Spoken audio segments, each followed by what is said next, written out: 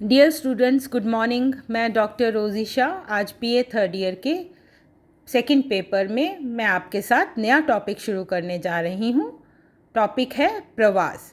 आज मैं नगरीय प्रवासन का अर्थ, प्रकृति, विशेषताएं और प्रकार आपको बताऊंगी। नगरीय प्रवासन का अर्थ, प्रकृति।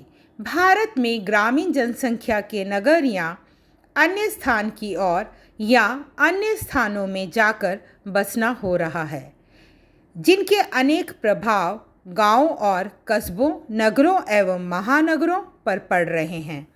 इन प्रभावों का सामाजिक और आर्थिक दृष्टिकोण से अध्ययन करना अत्यंत आवश्यक है। नगरीय प्रवासन का अर्थ है किसी भी ऐसे स्थान में परिवर्तन जिसके अंतर्गत जनसंख्या का एक भाग अपने ग्रामीण निवास को छोड़कर नगर में जाकर रहने लगता है अथवा किसी विशेष नगरीय क्षेत्र में रहने वाले लोग दूसरे नगरीय अथवा ग्रामीण क्षेत्रों में जाकर रहना शुरू कर देते हैं। प्रवासन या देशांतरण की प्रक्रिया का सीधा संबंध जनसंख्या की वृद्धि, स्थिरता और कमी से होता है। प्रवासन ये एक प्रक्रिया है। इसमें व्यक्ति या जनसंख्या राज्य की सीमा का स्थायी रूप से पलायन करके नवीन आवासीय क्षेत्र या समुदाय में चली जाती है और इसके दो प्रकारों को देखने से इसकी प्रकृति को हम अच्छी तरह समझ सकते हैं। सामान्य रूप से नगरीय प्रवासन को दो मुख्य भागों में बांटा जा सकता है। नगरीय प्रवासन के प्रकार दो प्रकार हैं, आंतरिक प्रवासन और बाह्य प्रवासन। सबसे पहले मैं आपको आंतरिक प्रवासन के बारे में बताने जा रही हूँ। आंतरिक प्रवासन का तात्पर्य मुख्य रूप से तीन तरह की दशाओं से है। एक, गांव से नगर की ओर जाने वाला प्रवासन। दो, नगर से नगर की ओर होने वाला प्रवासन। तीसरा, नगर से गांव की ओर होने वाला प्रवासन। वर्तमान में प्रवासन करने वाले लोगों में उन लोगों की संख्या सबसे अधिक है जो अपने जन्म के ग्रामीण स्थान को छोड़कर नगर में जाकर बस जाते हैं। इसे हम गांव से नगर की ओर होने वाला प्रवासन कहेंगे। जनगणना अध्ययनों के आधार पर भारत में गांवों से नगरों की ओर होने वाले प्रवासन का प्रभाव लगभग 15% पाया गया है। इसका अर्थ है कि 15% व्यक्ति गांव को छोड़कर नगरों के निवासी बन रहे हैं।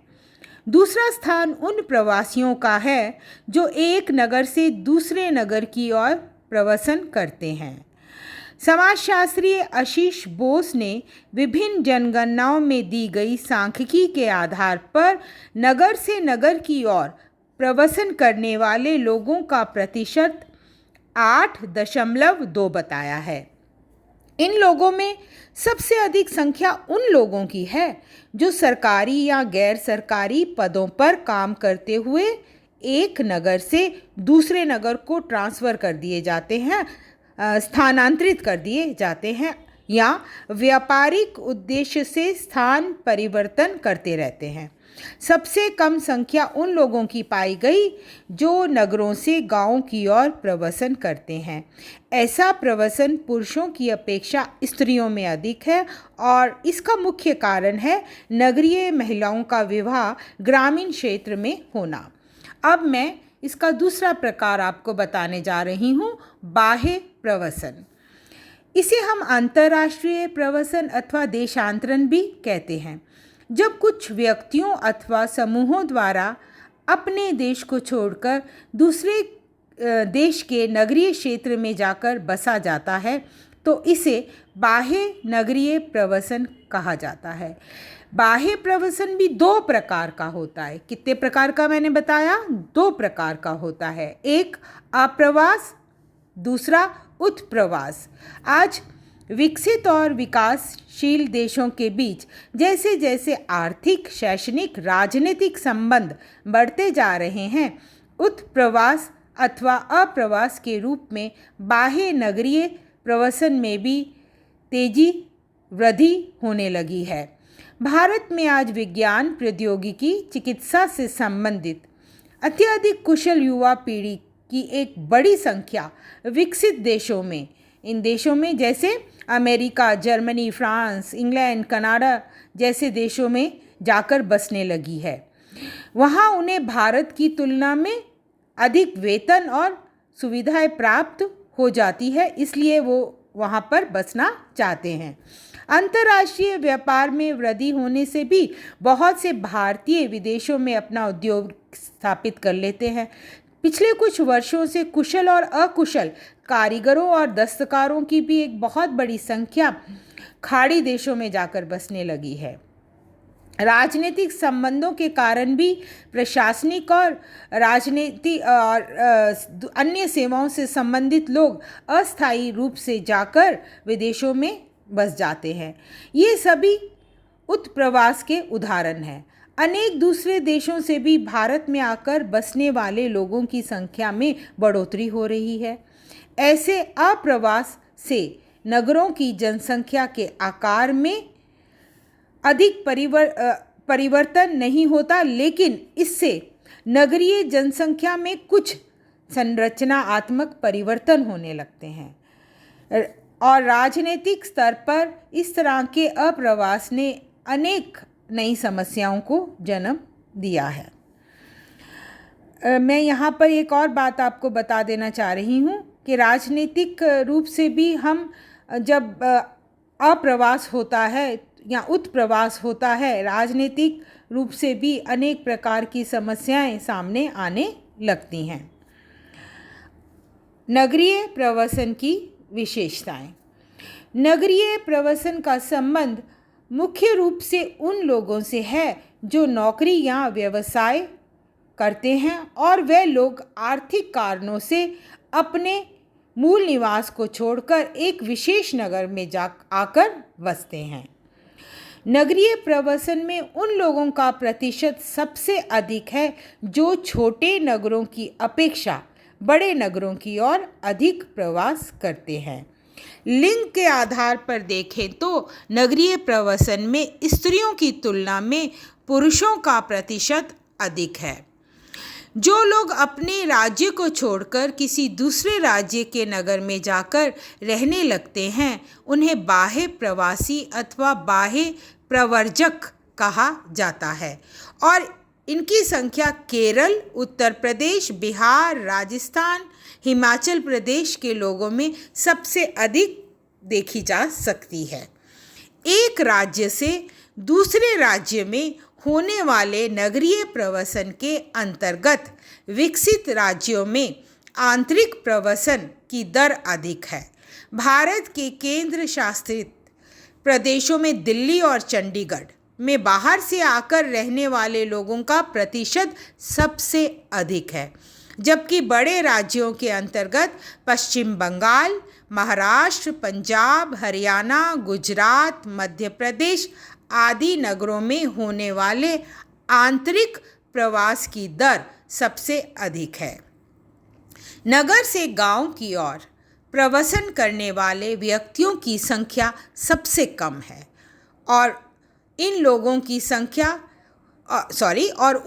की संख्या सबसे अधिक है जो ग्रामीण क्षेत्रों से नगरों में आकर रहने लगते हैं और दूसरे नंबर पर वे लोग आते हैं जो एक नगर से दूसरे नगर में प्रवसन करते हैं।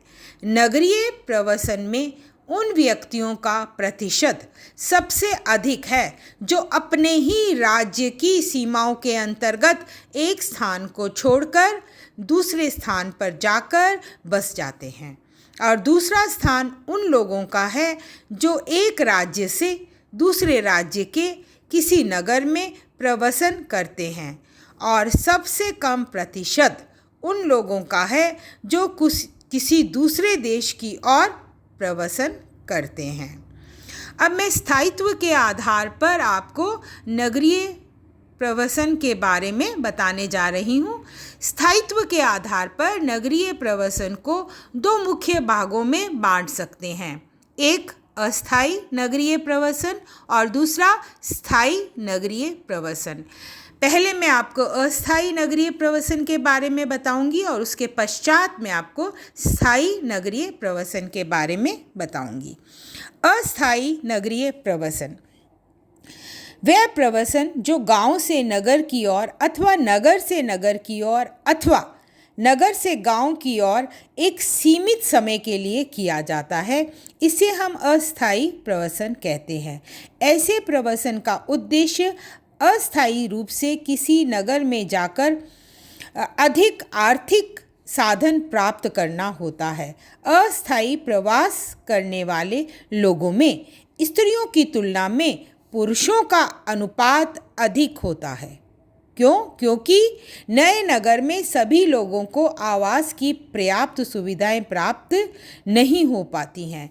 इन लोगों का अपने मूल आवासीय स्थान से निरंतर संबंध बना रहता है और ये लोग तीज त्योहार पर, जन्म, मृत्यु, विवाह अथवा किसी विशेष पूजा अथवा शुभ अवसरों पर अपने परिवार के सदस्यों के पास आते रहते हैं। आमतौर पर अस्थायी प्रवास से व्यक्ति की मनोवृत्तियों और सांस्कृतिक जीवन में अधिक परिवर्तन नहीं होता। अस्थायी प्रवसन कुशल और अकुशल दोनों श्रेणियों के लोगों द्वारा किया जाता है। ऐसा प्रवसन अप्रवास के रूप में भी हो सकता है तथा उत्प्रवास के रूप में भी हो सकता है। इस प्रवसन की प्रकृति ऐच्छिक और बाध्यताकारी दोनों प्रकार की हो सकती है। मैं आप पहले बताऊंगी ऐच्छिक। व्यक्ति जब अपनी इच्छा से कुछ समय के लिए गांव से नगर में या नगर से दूसरे नगर में जाकर बसता है तो इसे ऐच्छिक अस्थायी प्रवसन कहा जाता है। और दूसरा जब बाध्यकारी प्रवसन बता रही हूँ, और दूसरा जब सेवारत जो अधिकारी कर्मचारी होते हैं उनको कुछ समय के लिए गांव से नगर में अथवा नगर से दूसरे नगर में स्थानांतरित किया जाता है तो ये बाध्यताकारी अस्थायी प्रवसन का उदाहरण है। अब दूसरा समझिए स्थायी नगरीय प्रवसन। नगरीय प्रवसन का ये दूसरा प्रकार है। इसका संबंध अप्रवास तथा उत्प्रवास दोनों से है। ये प्रवसन का वह रूप है जिसमें व्यक्ति अपने मूल परिवार के साथ जन्म स्थान से भिन्न किसी नगर में अपना स्थायी निवास बना लेता है तथा वही स्थान उसकी आर्थिक और सामाजिक गतिविधियों का केंद्र बन जाता है। इस दशा में अपने जन्म स्थान के नातेदारों से धीरे धीरे उसके संबंधों में दूरियां बढ़ने लगती हैं और कुछ समय बाद ये संबंध लगभग समाप्त हो जाते हैं। साधारणतः ऐसा प्रवास उन व्यक्तियों के द्वारा सबसे अधिक किया जाता है जो गांव से किसी नगर अथवा नगरीय क्षेत्र से दूसरे नगरीय क्षेत्र में जाकर बस जाते हैं। स्थायी प्रवसन करने वाले व्यक्ति चाहे अपने राज्य के अंदर प्रवास करें अथवा राज्य के बाहर के किसी दूसरे स्थान पर, लेकिन उनका मूल परिवार उनके साथ रहता है। स्थायी प्रवसन उन नगरों, राज्यों और देशों की ओर अधिक होता है जो तुलनात्मक रूप से अधिक विकसित संपन्न होते हैं, जहां विभिन्न प्रकार की सेवाओं, व्यवसायों आदि के अवसरों की अधिकता प्राप्त होती है। नगर की ओर स्थायी प्रवास करने वाले ग्रामीण समुदाय के लोगों में उन व्यक्तियों की संख्या अधिक पाई गई जो गांव में जजमानी व्यवस्था से संबंधित विभिन्न प्रकार की सेवाओं के काम करते हैं। ये लोग अपने अपने व्यवसाय में अधिक कुशल होते हैं, विषय के विशेषज्ञ यानी विशेषीकृत होते हैं तथा नगर में स्थायी रूप से बस जाने पर उन्हें आसानी से आजीविका के अवसर प्राप्त हो जाते हैं। गांव से नगर की ओर होने वाले स्थायी प्रवसन में दूसरा स्थान गांव के उन प्रतिष्ठित और संपन्न लोगों का है जो नगरों में प्राप्त होने वाली सुरक्षा के कारण यहाँ के स्थायी निवासी बन जाते हैं। देश के अंदर एक ही राज्य के एक नगर से दूसरे नगर में प्रवसन करने का मुख्य कारण सेवा संबंधी स्थानांतरण तथा व्यापारिक क्रियाएं हैं। एक राज्य से दूसरे राज्य में स्थायी प्रवसन आर्थिक और भौगोलिक दशाओं के कारण सबसे अधिक होता है। इसका उदाहरण है जैसे जम्मू तथा कश्मीर, उत्तराखंड, हिमाचल प्रदेश, उत्तर पूर्वीय पर्वतीय राज्यों के लोगों का एक बहुत बड़ा प्रतिशत दूसरे राज्यों का स्थायी निवासी बन चुका है और इसी दशा को हम भौगोलिक और आर्थिक कारणों के आधार पर समझ सकते हैं। बाह्य प्रवसन अर्थात एक देश से दूसरे देश की ओर होने वाला प्रवसन आरंभिक स्तर पर अस्थायी प्रवसन के रूप में होता है, लेकिन इनमें बहुत से प्रवासी जब एक लंबे समय तक विदेश में रह लेते हैं तथा व्यावसायिक सफलता के साथ वहाँ के सामाजिक पर्यावरण से अनुकूलन कर लेते हैं तो उनका एक हिस्सा उस देश में स्थायी रूप से बस जाता है। इनमें बहुत से लोगों को जब उसी देश की नागरिकता मिल जाती है तो फिर वह लोग प्रव्रजक नहीं रह जाते। वह लोग जिस देश को छोड़कर आते हैं उन्हें उस देश का अनिवासी माना जाता है, नॉन रेजिडेंट, अनिवासी माना जाता है। उदाहरण के लिए जैसे भारतीय मूल के जो लोग दूसरे देशों के स्थायी निवासी बन चुके हैं उन्हें अनिवासी भारतीय कहा जाता है। इसका तात्पर्य है कि स्थायी प्रवसन का संबंध केवल आंतरिक प्रवसन से ही है। बाह्य प्रवसन यदि स्थायी रूप से ले लें तो इससे संबंधित लोगों को प्रव्रजक की श्रेणी से संबंधित नहीं माना जाता है। Thank you.